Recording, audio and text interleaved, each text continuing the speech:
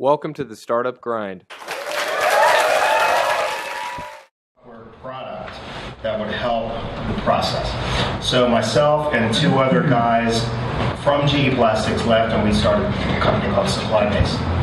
And we were all excited. We put in, every dollar of savings that we had in the beginning into the business, and we got some friends and family money, and then we spent a year, getting together what we were trying to do, and then shit hit the fan because we had no more money. And we were like, what do we do? We don't really know software, this and that. So we ended up hiring or finding a fourth partner who was a guy from Oracle who was brilliant. And to this day, I'd say that he's the one big reason why we were able to have a nice exit. But he was the software guy. And he liked us, and he believed in what we were doing, and he was the one that took our model, or took what we really wanted to do, and instead of working with third-party developers, he brought it in-house, and he was able to put it together himself. So after that, it took us 2 years to raise any real money. How did you survive for 2 years? We mortgaged everything we had, and cashed out our 401ks, and sold our cars, and cried, and and it had no life. It was terrible. It was the best experience in the world in my life, but also the worst. But we finally got our first round of venture capital funding 2 years later, and it enabled us to draw a little bit of a salary and feel like we were legitimate. We were going to make it, somewhere, and we were able to hire some additional people to help us develop and get the product out there that we really wanted to sell. We were started to sell some, very small software services to our clients, but it wasn't enough to hardly keep the lights on. So after that round of venture capital, we were able to really do what we wanted to do. And then a year later, after the third year, we raised a second larger round, which was our Series B round of financing. And that was from a pretty large venture capital firm. And then we launched our first real enterprise-wide product. We started selling it to companies like Apple, HP, LifeScan, which was a division of J&J, to iOmega, which I don't know, you guys probably haven't even heard of iOmega unless you're over 40 years old. But and then a year after that, we ended up being in a space of supply chain management software that just happened to be hot. It just, for some reason, in 1999, 2000, all these companies, Ariba Technologies, Aspect Development, IBM, Free Markets, I could name 10 of them. For some reason, in the B2B software space, the supply chain management and procurement type software became a hotspot. Now, did we know that when we started the company? No, we had no clue about that, but it just happened. So I have to say that part of our success in having an exit was luck. The other part was that we executed, and we worked our asses off to get to that point where we could capture that luck. So that's always part of the game, and that's one of the big messages I want to tell everybody, is that luck is always part of it. But you have to put yourself out there in order to capture that luck. So we got lucky, and the timing was great. We had an exit in early 2000, which was before the bubble burst. We weren't necessarily cause or part of the bubble, but had it not happened that year, would have been tough for us probably. But anyway, it did happen, and we had an exit. Great. So that's Supply Base. Yeah, so a lot of the theme of today is going to be about raising money as an entrepreneur, and then what you look for as an investor into startups. So I just want to get a sense. How many people in the room are looking for money, want to raise money, or one day want to start a company that raises money? Awesome. I'll raise my hand too. That's enough. So I want to go back to Supply Base and focus on what it was like for you as a founder of that company to raise money. So did you go into it thinking that you needed venture capital? And once you got to that point, how many investors did you speak to? What was that process like, and what did you learn from it? Well, going into it, I don't think we really knew don't think we really had venture capital on our mind. We really thought about bringing in our little money and then we'd start selling. But we quickly became, we were in Silicon Valley, by the way. I was in San Francisco, so I mean, it was sort of in the air. We quickly found out that, yeah, we need to get venture capital funding. But in order to attract venture capital funding, you really had to have a way of, especially in Silicon Valley, of a way of speaking with them or getting to them somehow. Here we were, a bunch of Yahoo engineers from GE Plastics and DuPont from the East Coast, never had raised venture capital before, never had raised anything before, never had done software before. And here we are talking to venture capitalists, and they're asking us all these questions about business model, revenue model, scalability of the software, and we're like, I don't know. So that was like our first round of attempts, and then we finally brought on an advisor who was really a colleague of ours that came in, and he had some experience in working with venture capitalists. He came in and said, okay, this is how you package the company. This is how you communicate it. Because there's one thing of developing and innovating and being a leader in your innovation, but you have to somehow learn how you communicate that to an investor and also to a customer. Those are two different things.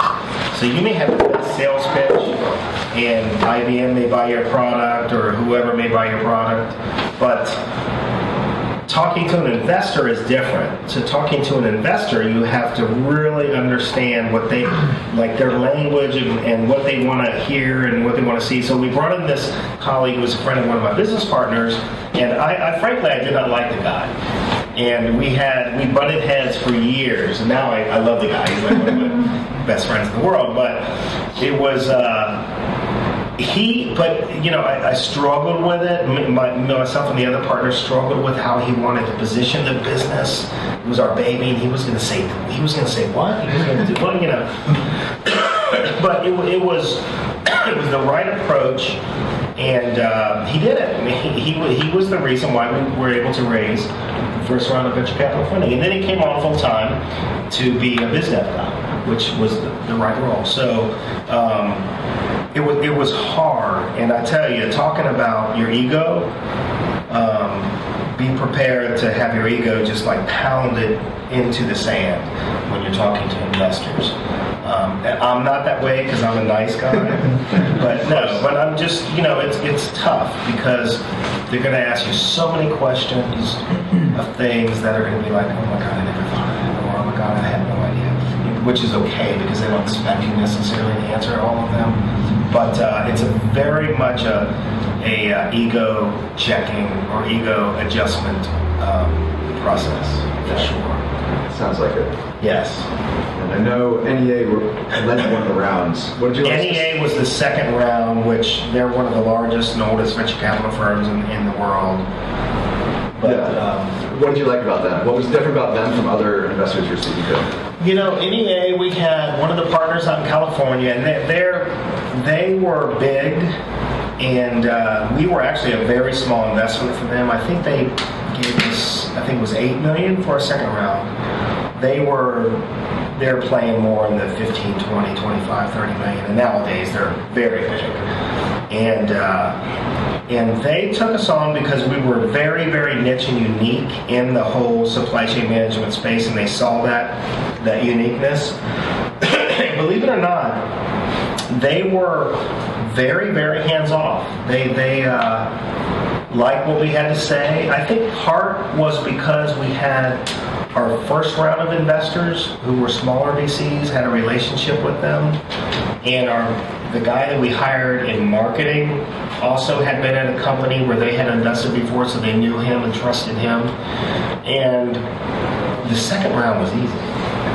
It just sort of came. We had traction, and they came in and they spoke to us many times, and it really was a lot easier. But they ended up being a very good investor, right? When it came time to be acquired, did they play a role in setting up those relationships? They didn't specifically, but by the time when they invested, they and the other venture capital firms said, you know what, we want you all to find a CEO, because we were equal partners, me and my two co-founders, and they didn't necessarily see any of us in that CEO position to take us public or to get us to this level, which is sometimes what you have to face. And they said, do you want us to hire a recruiting firm to help you do the search, or will you do it? And we'll say, we'll do it. And we're happy doing it. So they ended up funding us, but they didn't wait until we found the person, but they said, you will do this. So we actually found a gentleman who was from a contract manufacturer in California, who was 6'7" tall, an ex-priest. And so he's this towering guy with like the heart of a teddy bear, and found him very talented, was very networked within the community of the customers that we needed to acquire, and just smart and nice. And so one of the venture capital firms knew him. We found him. We hired him very quickly, and he was, just like a couple of the other people, a godsend, because he came in, really gave us that, gray-haired lead, like this space of supply chain management, and they took us on. Of course, we had to pay them. And they said, this is such a hot space, let us market your company. We'll either get you what's called a mezzanine round to an IPO from a Goldman Sachs or whatever, or we'll get you acquired. And to us, we're like, speaking Portuguese to me, what is mezzanine round and what's all this stuff? And but we trusted Dennis, our CEO, and he did it, and they got us into a bidding war with our clients. So it was a unanimous decision. It was you and the board director saying, yeah, the valuations that were floating around at that time were nobody would put up a fight. And you went from start to finish, start to acquisition in 4 years, right? It's fast. Really fast. It's fast. You guys did something right. I don't know what we did right, but it was fast. It didn't seem that fast, but it was fast. Okay. So after you got acquired, how long did you stay on with I2? I stayed on, let's see, that was in April or May of 2000. I was traveling to the East Coast in Europe a lot. And I'm originally from Ohio, from Cincinnati, Ohio. I went to Clemson University and to Chapel Hill for my MBA. So a lot of my roots were East Coast, and I asked, they acquired us and then they didn't do anything with us. We just sat there and like, okay, just keep operating. So we were operating, and we could cash out on our equity slowly. There's a lockup period where you can only sell so much of this return. So we were all pretty much, going to stay and cash out, through time. And so I asked Dennis, who was the CEO, who was still there on contract for at least another year. I said, Dennis, I'm ready to move back east. Can I move to New York City? And this is the type of guy he's like, yeah, just move to New York City. I was like, okay, well, is there like a relocation package? He's like, just move to New York City. We'll take care of your relocation. So that's why I'm saying it's a godsend. So I was very lucky. So I did. I moved to New York, and then in the process of moving, a few colleagues from my business school at Chapel Hill had started a venture capital firm based out of Philadelphia and DC, and they wanted somebody to come to New York. So they knew I was moving to New York anyway. They knew the company that we had started was being acquired, had been acquired. So they confronted me and said, will you come and run the New York office? And I thought to myself, okay, if I leave now, I leave some of the equity that I can't liquidate or get liquidity from on the table, but not really that much.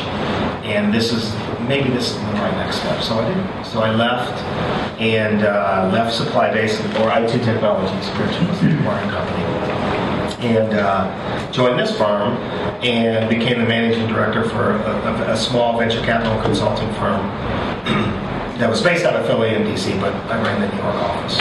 And that started in September of 2000. So I stayed after the acquisition for about 5 months. 4 or 5 months. Okay, so what appealed to you about venture capital? what made you move or want to move to the other side of the table? Well, one, I was sort of ready to exit. I was really ready to go. I was like, okay, I want to move back east. I'm sort of done.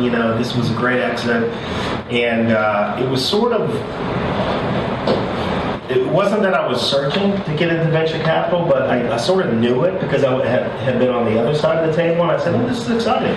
Yeah. And I really liked my colleagues who had brought me in, and I'm like, this is going to be really a great next thing for me. Let's try this. And I had gained enough of experience under my belt to feel that I could, possibly, You now knew do the right job. Yeah. And so I took it, and I don't regret it for a second. It was fantastic. So I started in the New York office. We hired several people, and then 9/11 happened, which is the next, I guess, point of the story. As I think you probably want to know what happened to Catalyst. Well, Catalyst was a small venture capital fund. We had, I think, $30 million fund, and then right beside that we had three parts of the business: the fund, a small investment banking arm, and a consulting firm. So the investment banking arm was one that would go to startups and say, we'll help you raise venture capital funding, and then if we raise that, we earn a fee. That's in the venture world, it's investment banking. The other arm was consulting, where we either invest in a startup or find a startup that was looking for interim management or extra help, and we'd deploy people and get paid for it, which was all great. It was all good, especially in New York, because at that time the venture capital world and the startup world was growing. But then when 9/11 hit, the venture capital world in New York, at least, pretty much shut down for a year. So, the startups, nobody was doing anything. It was an uncertain economy. New York was in shambles. Investors were very afraid nationwide, but it didn't affect Silicon Valley as much as it did East Coast, but it definitely affected us. So the fund, we invested the money, but we couldn't find any consulting gigs. We couldn't find any investment banking opportunities, so we had to lay off all those people because they were overhead. We couldn't afford them. And then we were left with the portfolio, which is fine, but without really knowing what was the future. So they weren't able to get out there and raise their second fund, because by the time they started raising it, it was beginning of 2002. And again, after 9/11, it was just hard. It was an impossible environment to raise a venture capital fund. So I was sent over to London, because we had made a couple investments over there through a London office they had started, to help with that portfolio for about 9 months. And then when I came back, the company was dismantling. So I came back to basically say that, I'm done with this. I'm going to go on and take a break or whatever. And they said, well, that's okay, because we're all leaving too. We're dismantling. I'm like, okay, well, I guess, I didn't have to resign. You can just fire me. Or just dismantle. So that's what happened with Catalyst, and that was the beginning of 2003. Okay. I want to focus on your role at Catalyst for a few minutes. So coming from being an entrepreneur to becoming a VC, it sounds easy, you write checks, but there is so much more that goes into investing in a disciplined manner to actually make money. And it's something that I've heard takes $10 million to do. So you'll make $10 million of bad investments before you really hit your stride in terms of making good investments. So how did you learn that being by yourself in New York, and how did the team under you? Luckily, I had colleagues a couple of the people that, in addition to my business school colleagues, had been at it for a while. And I had some experience being on the other side of the table, but it was hard. And you spend sometimes 3-6 months talking to a company that you're interested in investing in before you make an investment decision. Now, sometimes it's 2 weeks, but other times it can take 6 months. And a lot of it comes at that stage, at the early stage. We can analyze your financials to death, and we can look at your market to death, and we can ask you for competitive analysis and blah, blah, blah. But the reality is, the final decision, regardless of all that, it comes from your gut. It comes from our hearts. It comes from our gut. It comes from how we feel about you, we have to have a basic good feeling about the market, the competition, and the opportunity. But what I learned is that you cannot analyze the risk away. Meaning you can do every spreadsheet that you want, but the risk of an early stage business is still there. So you have, as a venture capitalist, you have to do your diligence and you have to look at all that stuff, but you also have to realize that, okay, we have 3 investment opportunities that we're looking at right now, or maybe in a similar sector. After you've done all your diligence, which one feels right? And a lot of that comes from how well the entrepreneur has sold himself to the investor, or how we feel about that person. Mm-hmm. Because it's going to be tough, and you're going to have to pivot, and nothing's going to end up being like you thought it was going to be or like you planned it was going to be. So you want to invest in a person that you know is going to be able to handle that scenario of tough times, like, oh crap. Okay, that customer, who was our $1 billion customer, didn't work out, so what are we good at? Things like that. So you have to feel good about the person, and that's really what it comes down to. It doesn't mean any person can do this. It means a person with a good business, concept or plan can do it. Is there a particular investment or story that you look back on now and you're just like, what was I thinking? Yes, and this is after I left Catalyst. I was on my own. I was helping companies raise money, and I was doing some angel investing and this and that. And a friend of mine had joined this company. She was from Black & Decker, and she was one of the superstar salesperson for Black & Decker. And she was enticed to join this business. This woman entrepreneur from the construction industry that had built a fantastic brand of women's tools, which was really brilliant and innovative. And this was back in 2004, 2005. She had a fantastic brand. She had a great idea. Her initial slate of products was great. It was called Barbara Kay. I don't know if anyone's ever heard of this brand. I shouldn't say her name because I'm not going to say very nice things about her. And this has nothing with whether she's female or male or what have you at all. But I came in, I brought some investors in, I invested myself, and then she wanted to hire me to help her just get her products distributed in Europe, which I successfully did. The problem was that, like many entrepreneurs, this is a problem that some entrepreneurs can get caught up in. And it's closer to the consumer like that. She was getting a lot of media attention. She was asked to be on this talk show, on the Today Show, on this. So she was more interested in becoming a celebrity than she was in running her business. And that's what happened. I mean, she spent more time in the Hamptons than she did in the office. And could you foresee that? Yes. Now, when I look in retrospect, after meeting her and her team, she had one colleague who was very, very strong. Her controller, she was fantastic. Her CFO, and they ended up, having a big conflict because this woman was extremely brilliant and really knew how to take the company forward. But the brand, the lady behind the brand, was all around how can I be the next Martha Stewart.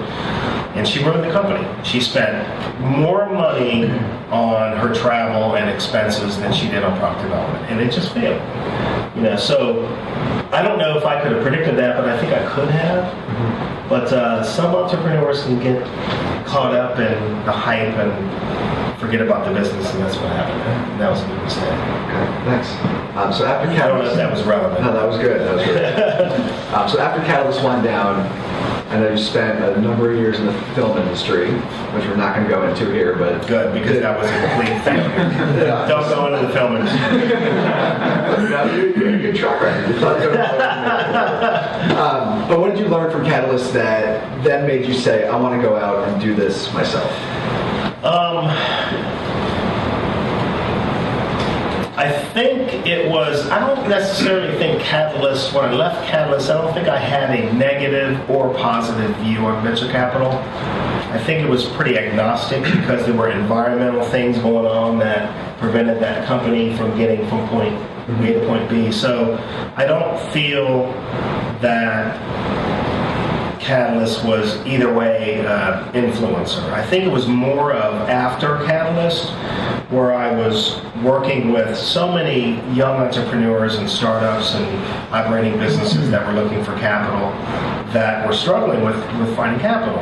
And many were in New York, and then because of my network here and in California, I was working with companies across the nation. And what I saw was that in the between 2000 and 2010 or 2008, when the economy was bad again, venture capital was moving way upstream. So they were going later and later stage, and there were fewer and fewer early stage venture capital firms.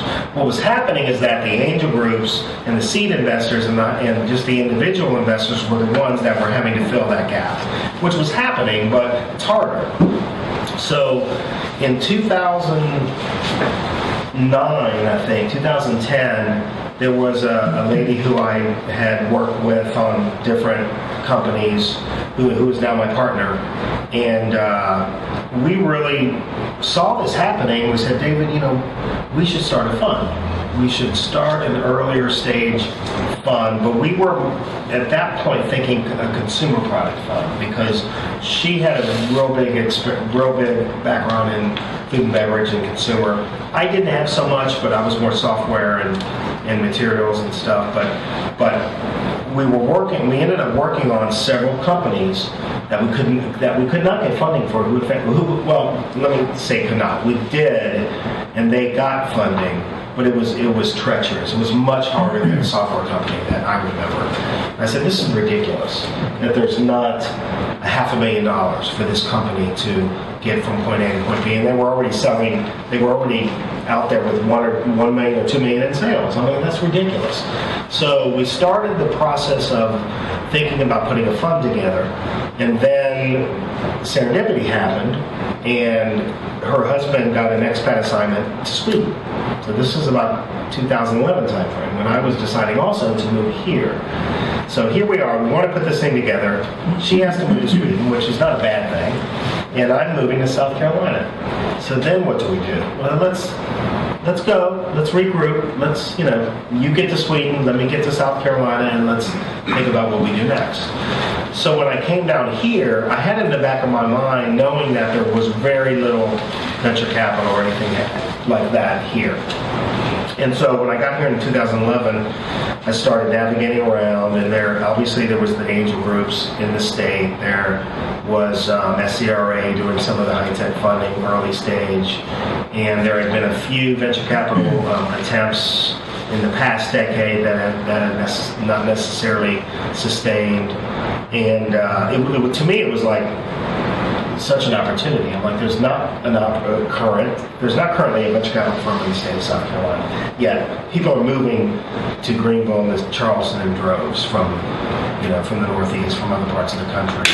And the economy is better here, believe it or not, than other parts of the country. The equation doesn't match. And then when Tanya had moved to Sweden, she saw the same thing. Sweden and Scandinavia in general is very high tech. It's where Minecraft comes from, if you guys don't know. Minecraft and Angry Birds and Spotify and Skype and all this. And yet it's very underserved from a venture capital standpoint. So we said, okay, that's our play. We're going to open an early stage venture capital firm operating in what we call secondary markets. Based here in Charleston, we'll be the only venture capital firm in the state, and then there in the Nordic region where she can take advantage answer some of the opportunities there. So that's, Okay. I skipped ahead, but that's really how I got why I got back in the venture And capital. that's good. And just to level set the audience, can you give a quick rundown of the fund? So how big, how many investments do you plan to make, where you are today? Right. Let's get started. So the first fund was very small. It was only a few $1 million because we said to ourselves, it's been a while since I had been with a firm. She had never been in venture capital. She had been in investment banking and private equity. And we said, we need to get a track record. So let's spend a few months, let's hobble together whatever money we can and start operating. So that's what we did. So we raised a few $1 million, and even though that's a very small, almost ridiculously embarrassing small fund, we said, that's fine. Let's do that for a year, and then raise a larger fund, which is the real fund, the real large fund two. So the summer of 2013 is when we closed on that first fund.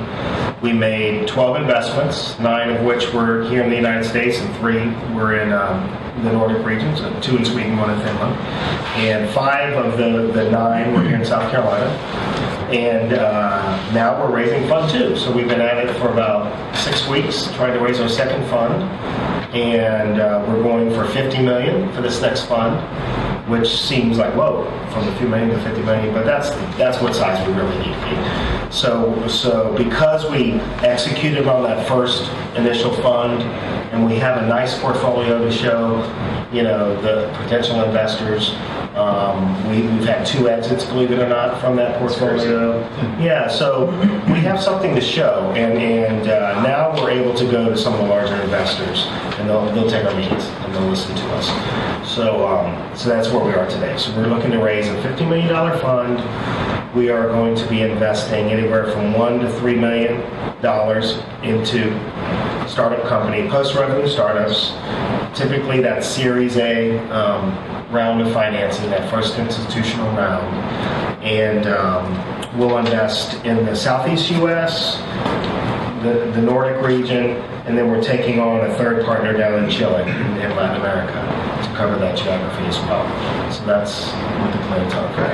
The fact that 2 of the companies already exited is remarkable in itself, but was that part of your game plan because you knew you were going to invest the entire wave fund in a year and then be out of money to go raise again? No, in venture capital you never expect anything to happen within a year. And these 2 were, one was very much a surprise. We put money in, I think, in January, and then this was a beauty product company up in New York, and one of their suppliers made an offer to buy them.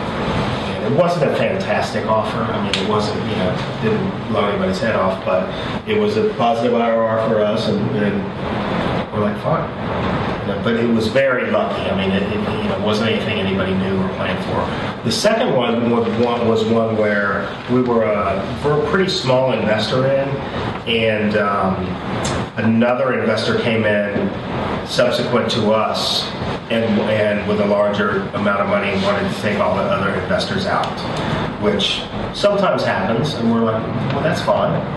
Give us X return, and we'll gladly walk away from this, So that's what happened with that one. But those are 2 very unique situations in venture capital. We just happen to fall on 2 unique situations. To go out and to actively be raising a second fund, the momentum certainly helps.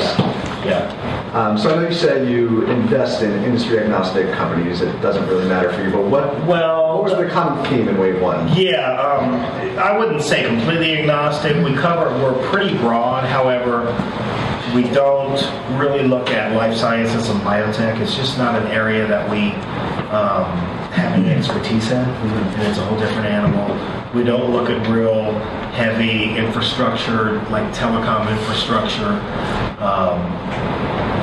deals. We don't look at hospitality, real estate, things that are outside of the venture world.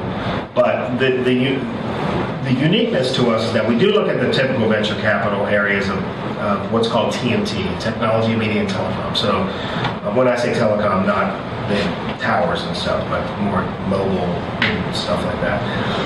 But the other 2 areas that we will look at, which is unique for venture capital, is consumer products and materials and chemicals, plastics technologies. And that comes from my background as well as my partner's background in consumer. So those are 2 areas that are from those sectors. Okay. And then other than being located in the Southeast, what's your marketing angle? So how is your money different than another investor that is looking to get in the same field? What's your value add outside of Yeah, I would say that if we were just a fund that was based here in Charleston, our value add really wouldn't be much, except we're here, we're easy, we're local, here's your money. But because one of the reasons actually why we're taking on a third partner in Latin America is because we've evolved our vision to the fact that we have a footprint globally. So Tanya in the Nordic region and me here, and then now a partner in Latin America. What's happened with our initial portfolio is that two of the investments we made in Sweden are companies that are very viable for the U.S. market. So we're actually helping them now come here, either set up operations and sell here. And so we thought to ourselves, that's very important. So with Latin America, it's the same thing. We really wanted that footprint of these markets that are emerging and secondary but yet growing. And the Andean area of South America is the most stable financially and governmentally, that we thought that was the right place. We found a partner in Chile. And so now I'd say that our value add is when we make an investment in a company, we're able to leverage that footprint to take them to South America, to take them to Europe, or if they're in Europe, to bring them to the United States, or if they're in Latin America, to bring them to these markets. And we're already doing that. One of our, like I said, two of our portfolio companies in Sweden we're bringing here, and then one company that actually is based in South Carolina, we're setting up a joint venture with a firm down in Chile to set their operation up down there. So that's the value add that we would provide versus another investor. Other than that, we're money, so it really doesn't matter. Yeah. We're nice, or I think we're not as mean. That's a Southeast thing. Yeah. Are you interested in building up the services piece like you did with Catalyst, or is that?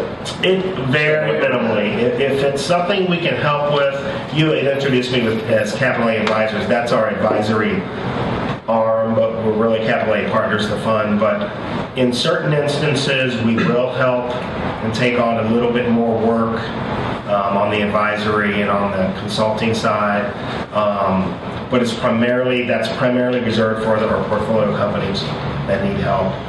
We aren't out there looking for other companies where we simply advise, because if it's not related to the fund or investment we've made, we're not, it's not worth our time. Okay. Let's role play for a second. Let's assume I am an entrepreneur looking to raise money. I have a team of 3. I'm in the tech space. What's my ideal profile from your point of view? So am I already a successful entrepreneur looking to raise money for another fund? Do I have a tech background? Am I a really eager college kid? What do you want to see from a profile? What I want to see is you understand a sales process, and you're implementing a sales process, and you're starting to sell. Number 1. Number 2, you are able to deliver to me within 1 day a past financial statement of the last year or 2 years or months, whatever you've been operating, and a cap table, which means what your ownership structure currently look like.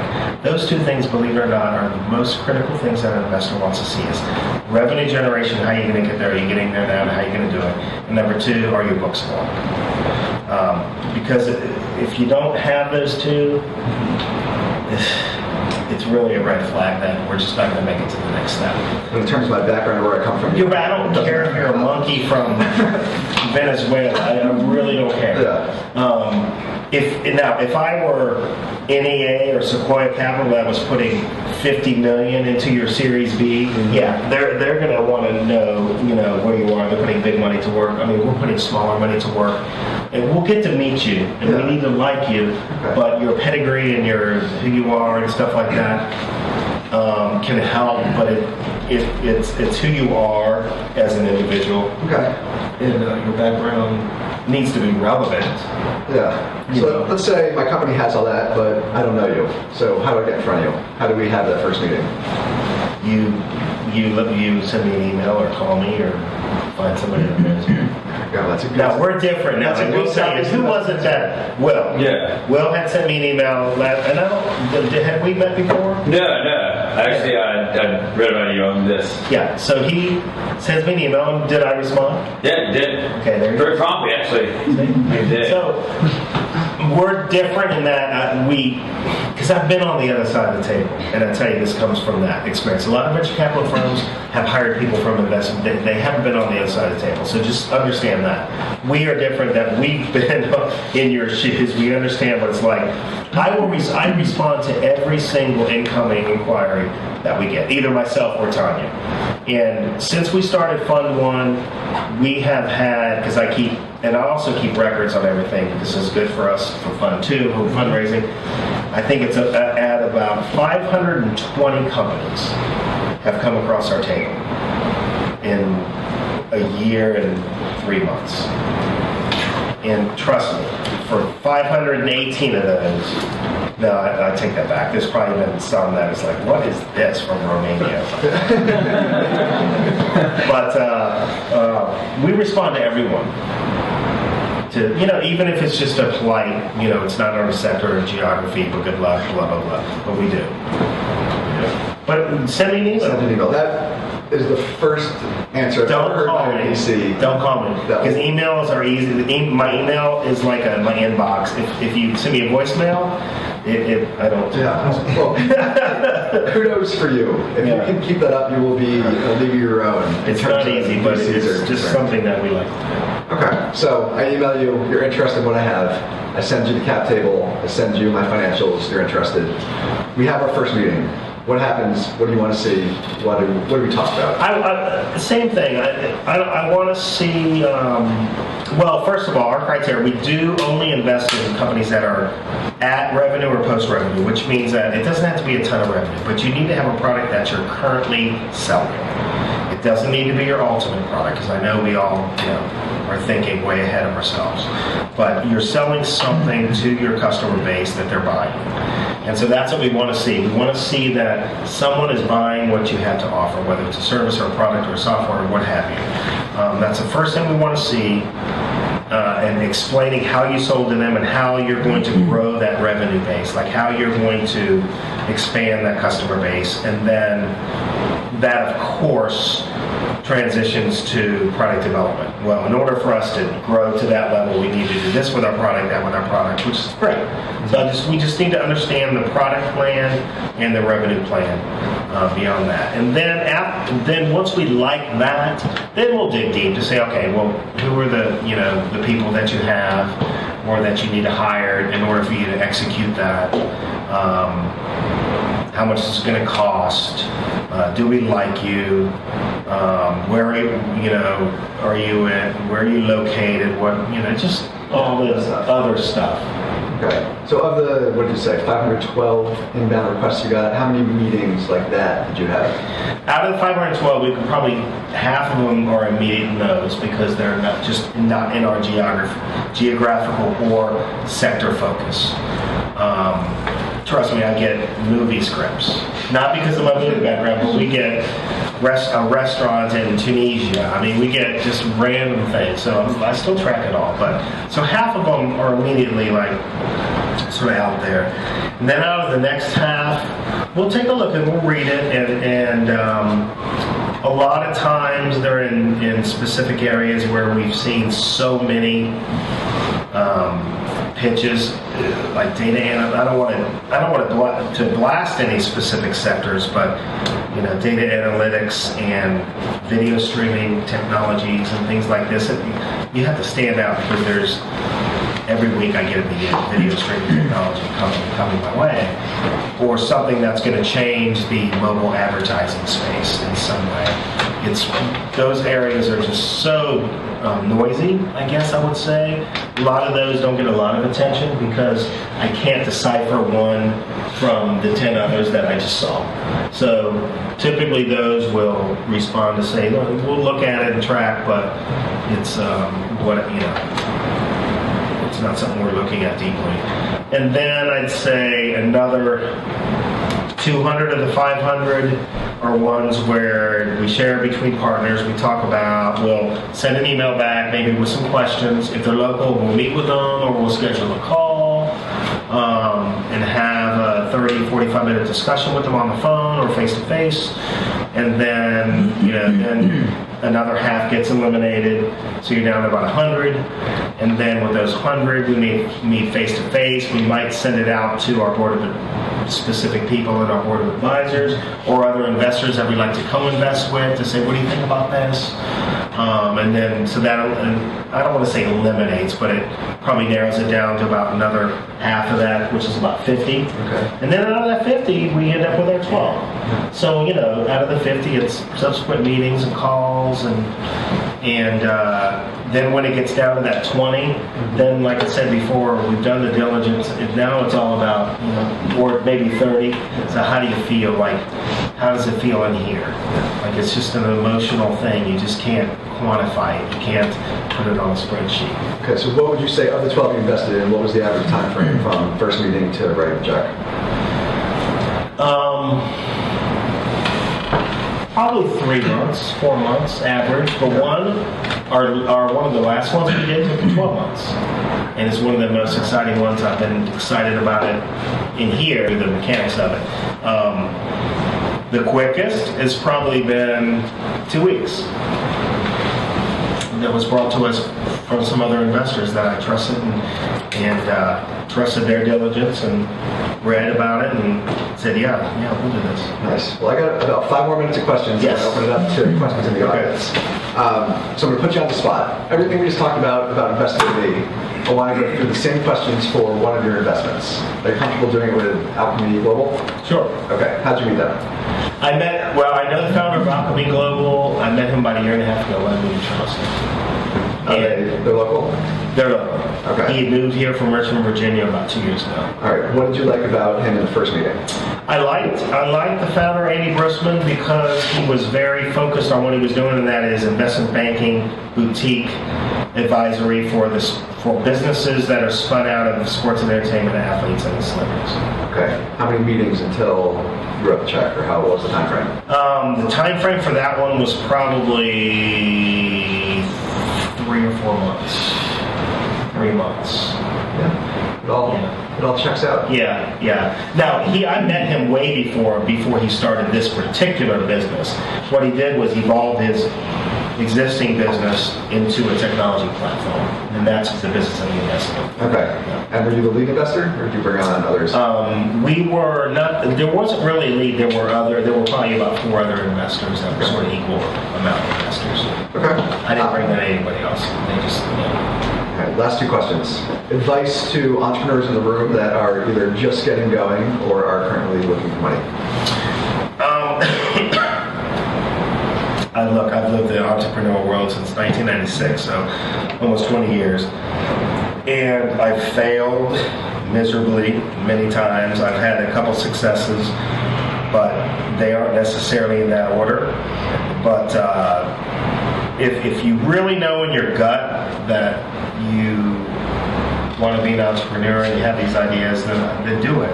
I always say to myself, if say someone offered me a job, and in my gut, I knew that, damn, that was a good job.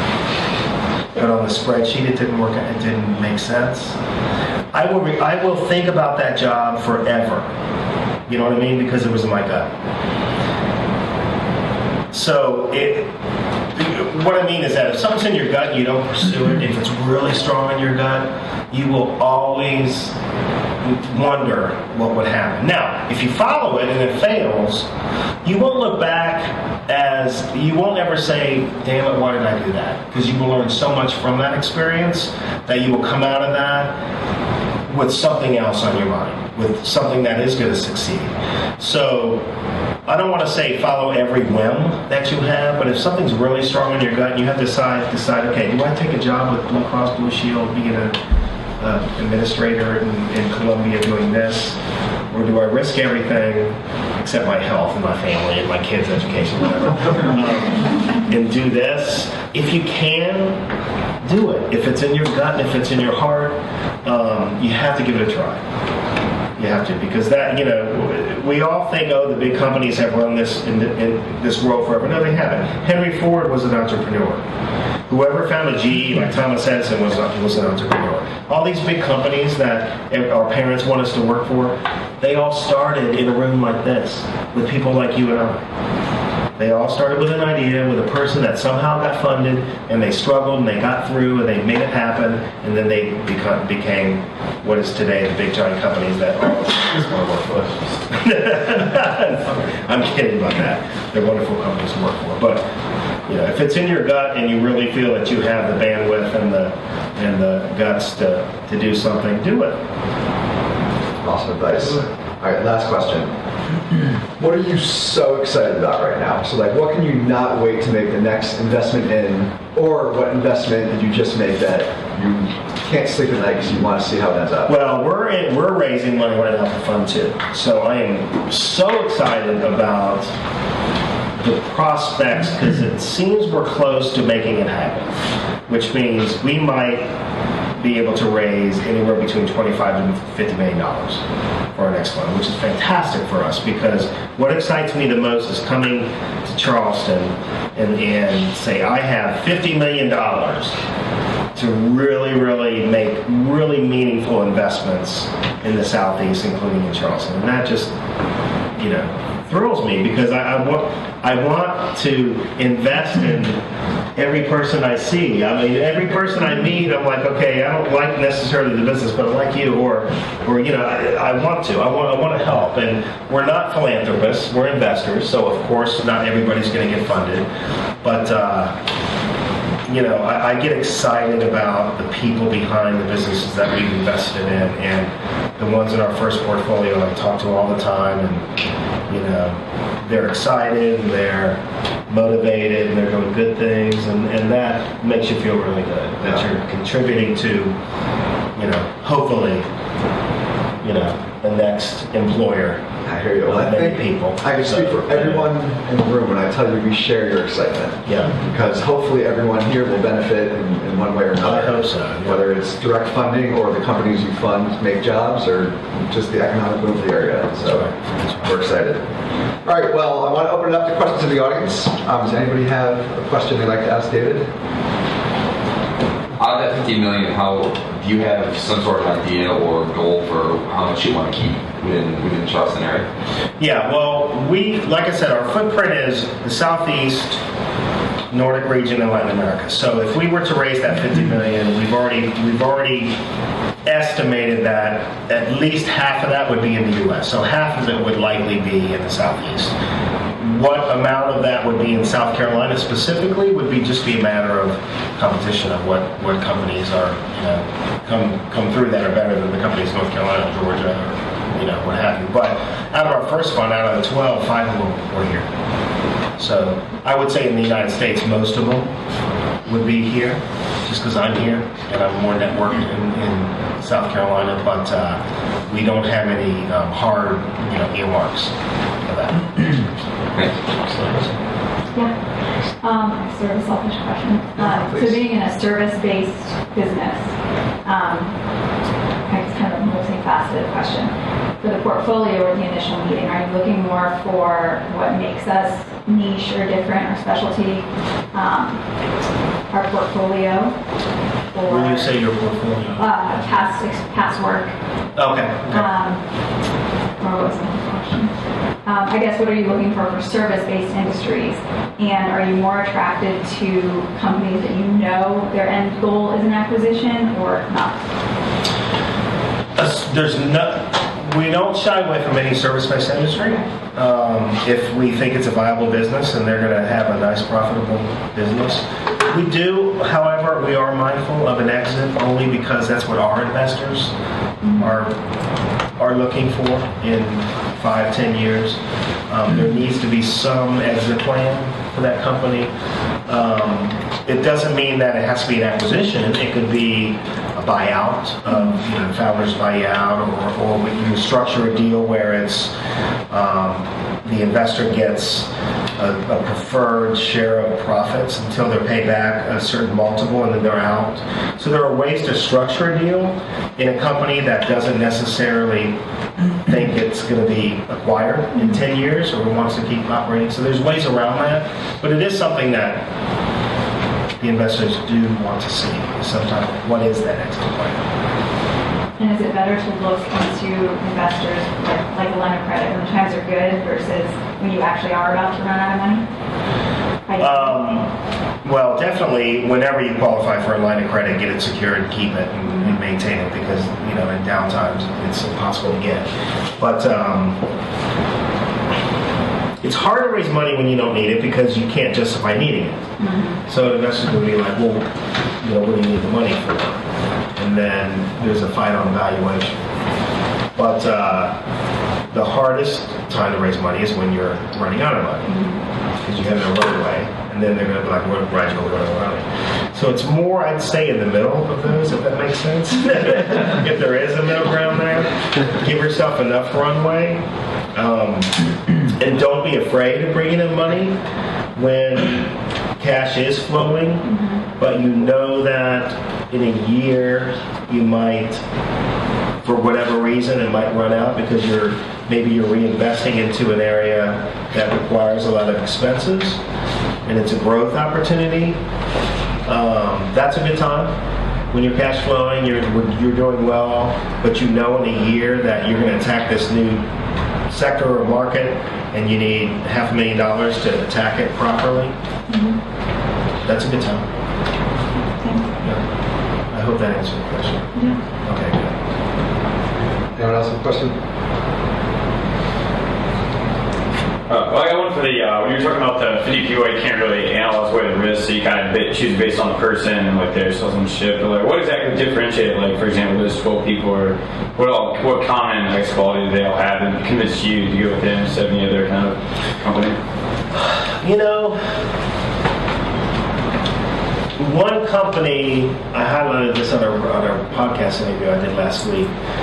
When we got on the first conference call with this is a Virginia-based company that's part of our portfolio now. The guy knew the sales process, and he just rattled out, okay, we're selling this much this month, we're going to ramp to this is how I'm doing it, I have this. And he just proactively threw all this out. I'm like, oh my God, I've never seen somebody that, at this early stage of a company that understands the sales process so well. And then we talked about the other aspects of the business, so that was impressive. But I'm trying to think of if there's anything specific to answer your question on.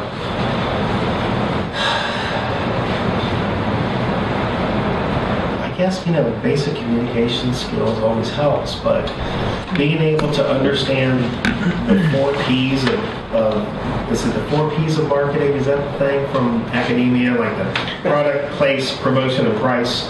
If you're able to speak with, okay, we have a product and here's the value proposition. Meaning we know if you buy it at this price, you will benefit from this. Here's how we're going to sell it. Meaning, here's the distribution channels. You sell direct, or we sell through these resellers, or what have you. And here's how we're going to market it. If you're able to answer the basics of that in an articulate way, in a quick way, and to say, that's a good point. Or that, yeah, I understand that is something we need to look into. Acknowledging what you don't know and where you might need a little bit more help with always goes a long way with an investor. Don't try to always think that you need to come across as knowing everything about what you know, because that we sense that, But being able to just say, okay, yeah, I don't know about that. I'd love to learn more. Can you help me learn more about that? Great. It's a great response. Things like that. Ben? Yeah, so I'm curious a little bit on the back end, sort of the operations. So people come in, you get presented with these ideas, you duck the red flags, some things pique your interest, they present it well. When it comes to due diligence, how do you go about doing that? Sometimes it's a few months, it sounds like, up to 12 months even. Are you personally doing that research? I mean, I'm sure it involves market research. Well, we hire Bain and who's out now? I was going to say that sounds really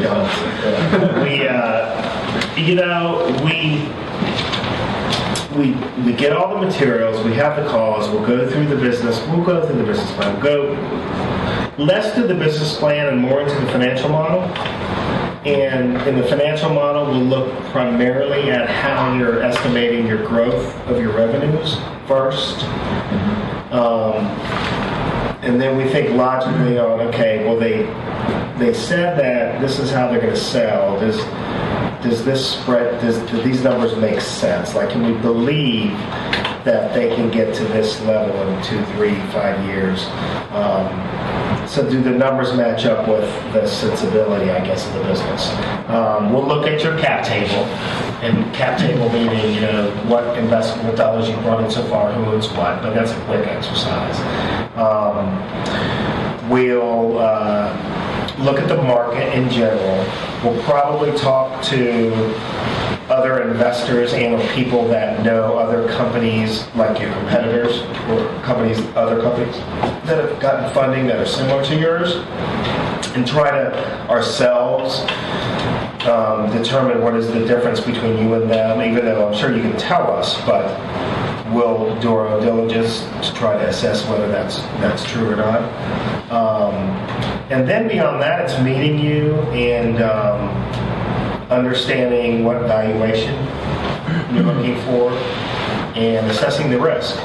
Like I said before, the earlier stage it is, the less diligence takes place, believe it or not. It may take 3 to 6 months, but that's not because it takes 3 to 6 months to do diligence on your company. It's because we get 500 deals thrown at us, and we're busy managing the portfolio. So it's not really that big of a process, believe it or not. But it's thorough. I mean, we go through a checklist of things that we check, but it's more of how excited you make us feel about the business and how exciting the business is in general. I mean, we've had, I'd say in our portfolio, there's a few boring things. But if it's cool and it's exciting, of course, this is the whole Silicon Valley thing, I know, it's crazy. But if it's exciting and stuff, yeah, it'll get a little bit more attention because it's fun and exciting and stuff, but it doesn't mean it'll happen tomorrow. But it just depends. But it's, the due diligence process is not the same for every company, except for the basics. Now, when you go on, you're raising 5, 10, 20, 30 million at your next round, like big time, yeah, be prepared for it. Really, your lawyers are involved and your accountants and this and that. And sometimes, though, we have had to speak with the legal counsel of the companies that we're doing diligence on because we don't understand the management structure or the cap table or something like that. And in a few instances, that has killed the deal, I have to tell you. There's been some funky setups from an investor standpoint that either we don't understand or can't get our arms around. And if something's difficult, if something's not clean, it's just, you're just killing yourself. Like, if you don't have a clean deal, do you know what I mean by clean? Like, your financials are right there and ready. Like, for instance, if I say, could you send us, say you've been in operation for a year, even though you haven't sold a dime, can I see your financials for the last year? Because I want to see what you spent money on. If you can't produce that document within a couple days, then that's a flag to me that, first of all, you have no one handling your, even QuickBooks, whatever, accounting. Which means, how am I going to give you money if you have no one handling it? So that's a flag right there. If you can't produce that in 2 days or a day, then you're not ready to talk to investors. A cap table. Who owns your company? Specifically tell me who owns what shares and blah, blah, blah. If you can't clearly communicate that to me in some type of a document, I'm not a big flag. Because that can become a very difficult situation. You're laughing, but... You might explain pre-money and post-money valuation. a little Yes. bit to them because Yeah. they'll get hit on that. Yeah. Well, first of all, pre-money means you're not making any money yet. Post-money doesn't mean you're profitable. It just means you're selling something. You have some revenues. So that's simple. But the valuation is Pre-money different. value, Yes. the investment. Oh, the investment pre-money. Okay, post-money. Okay. So say that you are raising $1 million. And you, for whatever reason, justify that your company is worth $2 million right now. And that's a pre-money valuation. So you're worth $2 million right now. Like if someone were to acquire you right now, they would write a check for $2 million, and you would take that check and you would go home. And they take everything out. Okay? So that's pre-money valuation. So if you're at that, if that's what your pre-money valuation is, and I come in and I'm going to give you $1 million, I'm not buying anybody out. You are issuing more stock to me.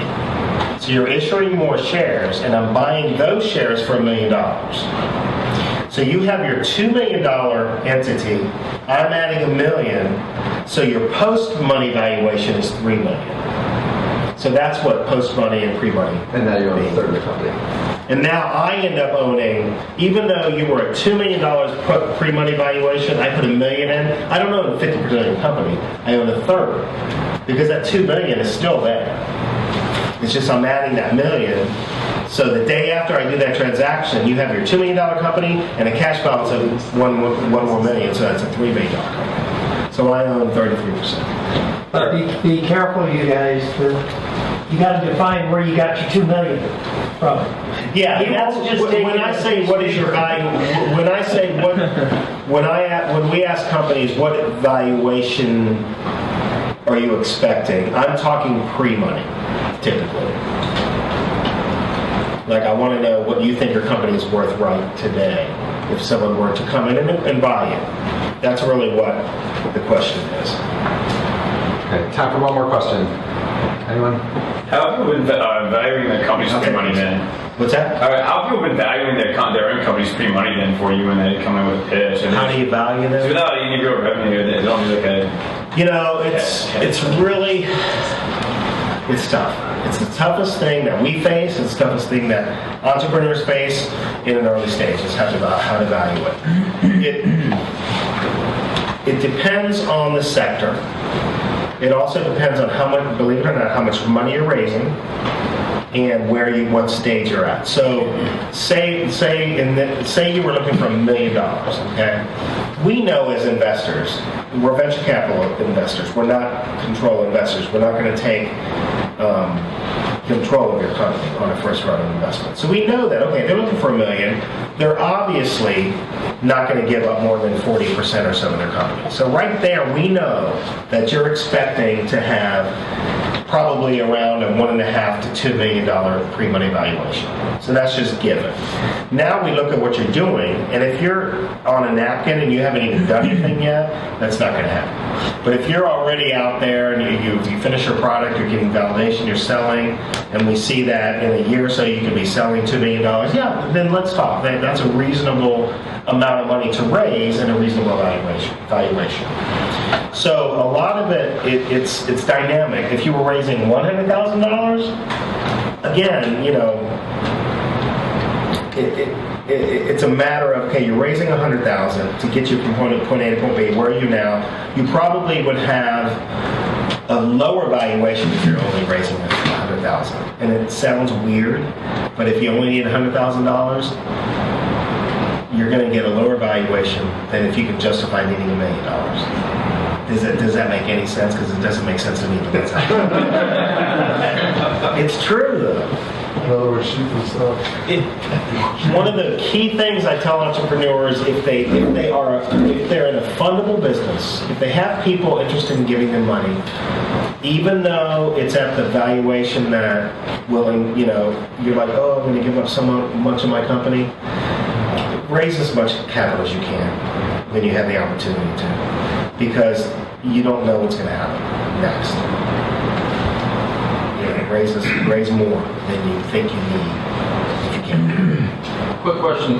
Whenever you pass on an opportunity, do you ever take the time to give constructive criticism and like say, you might want to try these guys on the street or something? Well, as far as referring them to other investors, sometimes if we really truly believe that someone else might be a fit, yes.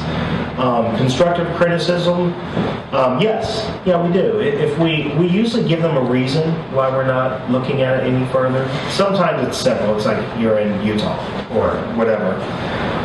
Other times, we'd like to see you do this, and this, and get back to us maybe in 6 months, or we just don't believe that you're going to be able to compete with the other things that we've seen out there. It just depends. But we try to. We don't necessarily have time to a lot of the times, but usually we try to give as much feedback as we can. Now, we also are nice. So, I mean, like if someone comes to us and it's just bad, we're probably not going to give it. We'll say, we're not going to say that's right. We're going to be nice. Last question from Jake, and then we'll wrap it up. You were talking about that you like to invest in post-revenue startups, right? Some people in here have ideas on napkins and they have like 100 customers who sign up really for their product. Some have 15 paid customers and they're all paying $1 a piece. Some have 15 paid customers, they're paying $1,000 a piece for their product. How do you know as a startup that you're gaining enough traction over a short enough amount of time to be able to actually need funding or you can actually go pursue it? It depends on the market. Okay, like if you're an app sell for $1, basically. If you come to me and say I have 15 customers that want to buy my app, well, that's not enough because you're going to have 15 million. But if you have something where you have 15 customers that are buying your SaaS software and the price point is $100 per month, so $1 million contracts per year, that's different. So the numbers are different in relation to what you're selling, the market, and what that sales volume means from is that a significant penetration at all? You know what I mean? Like I could, if I could get my family to buy 15 whatever I wanted to sell, it just depends. And it's more of the ramp, like in January we sold 2, in February we sold 3, in March we sold 8, in April we sold 10, we haven't lost any customers, in May we're looking like we're selling 20, and That's the real question I have is like how much time are you looking for? I mean, it could take somebody a year to get 100 customers, and it could take somebody else a year to get 1,000 customers. It depends on the market. If it's something that they should get 1,000 customers, like it's very scalable, then they should. But if it's a complicated sell, a soft B2B software thing, it takes time. If it's an app and you throw it out there on the iTunes store and you sell 5 in 1 month and 8, I don't care what the ramp is, but unless you're selling hundreds of thousands or close to 1 million, it probably is not going to make a difference. All right, well, David, thank you very much. Thank you. I'm sorry. Thank you all for coming.